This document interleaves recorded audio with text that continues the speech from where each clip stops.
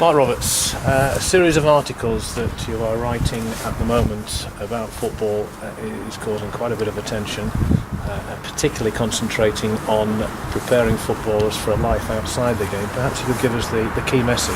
It's kind of really just to take action. I've always someone that's been proactive in developing myself off the pitch, and I think it's really important that players not only recognise it but also talk about it, and if I can get that message out and get people discussing the topic, then it's got to be good for everyone involved.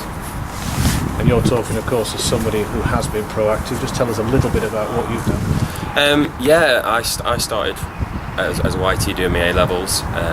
Didn't want to stop my education there, and although I couldn't go to university at that point, because I'd signed my first professional contract, I did a HND in garden design, then went on to do a computer qualification, and then was lucky enough to use the help of and support of the PFA, and did a degree at Staffordshire University. So I'd graduated from that, not this summer but some previous one, and I was just looking for the next step and the next thing to do, and this opportunity arose, and I grabbed it with both hands.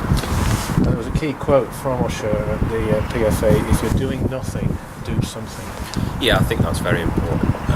It was the standout message to me when I was a 16-year-old, when I first met Osher, and it's something that's stood me in good stead ever since. So players all of a sudden get to the age of 30, 35 and think and panic and wonder what they're going to do with the rest of their lives. But with the economics in football now, I think it's important that young footballers take a real interest in their off-field activities, because you might find yourself at 22, 24, 25 dropping out of the game, and it becomes harder and harder in the professional game nowadays. So people do need to take action, and people do need to take control of their own futures. Because as we've seen, sadly, so many professionals have left sport either on time or early and got themselves into problems with drinks and drugs, and a high percentage, a relatively high percentage, in prison. Of course, yeah, and those are the sort of issues that I will be touching on in the blog, and there's a lot of depression involved with careers after football.